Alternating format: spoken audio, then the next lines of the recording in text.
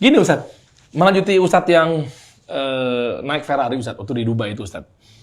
Punya jamaah Ustadz gitu ya, bisa dibilang mungkin. Ini saya coba tajamkan di situ dan kebetulan memang saya baca komennya Ustadz.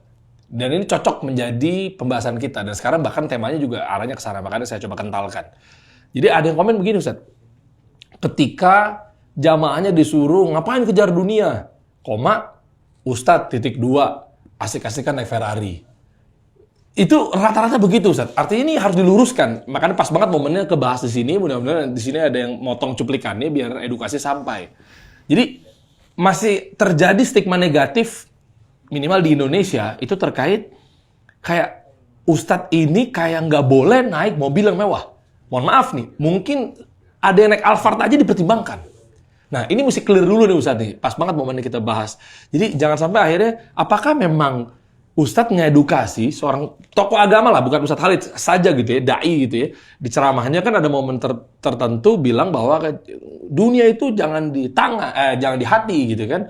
Atau dunia itu jangan dikejar, bla bla bla gitu kan. Ngapain kejar dunia gitu kan. Akhirat diutamakan. Tapi sementara kedapatan taunya di sisi yang lain, seorang tokoh agama tersebut lagi naik mobil mewah. Atau keluar dari rumah mewah. Nah ini harus dikelirkan juga gitu.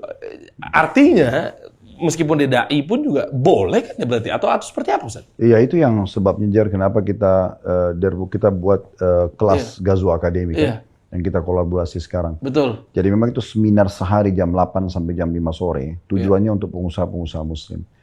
Kita buat tuh Gazo Academy 1, Gazo Academy 2, 3, 4 berseri dia. Nextnya masih ada lagi teman-teman, saya potong. Kalau pengen tahu detailnya ada di bawah ya, tinggal diklik aja. Jadi Gazo Academy 1 itu kita berbicara tentang 42 dalil kenapa kita harus sukses dan kaya. Oke. Nah, terus Gazo kedua kita bahas tentang masalah keunggulan sistem bisnis dalam Islam. Ya, tidak ada riba, tidak ada gharar dan segala macam. Kemudian teruslah berlanjut kelas itu. Intinya kita mempelajari terus satu persatu dan memandu pengusaha muslim untuk berhasil gitu ya. Nah, di sini yang kita fokuskan adalah tentang boleh nggak seorang muslim tadi, kita kembali ke pertanyaan yang sebelumnya ya, boleh nggak dia punya mobil mewah? Boleh nggak dia gitu? Dia dai atau orang biasa? Dia dai atau orang lain? Apakah mobil mewah itu hanya untuk orang kaya? Atau hanya, maksud saya orang yang tidak kenal agama? Apakah orang beragama tidak boleh pakai itu? Itu jawabannya tentu saja keliru. Maksudnya tetap boleh dong. Kalau dia mengatakan, oh tidak boleh kalau ustadz itu atau kiai nggak boleh pakai mobil mewah. Itu dari mana dalilnya? Nabi SAW menggunakan unta dan kuda yang terbaik. Nah, sekarang itu kuda termahal adalah dikenal dengan kuda Arab kan? Yang dipakai tanding sampai miliaran harganya. Itu di masa Nabi SAW menggunakan kuda-kuda itu semuanya gitu kan.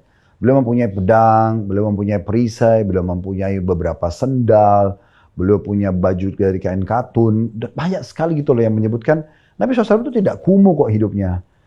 Tidak berarti orang itu seperti banyak yang definisikan zuhud itu meninggalkan dunia untuk akhirat. Padahal sebenarnya mendahulukan akhirat dari dunia. Itu yang benar.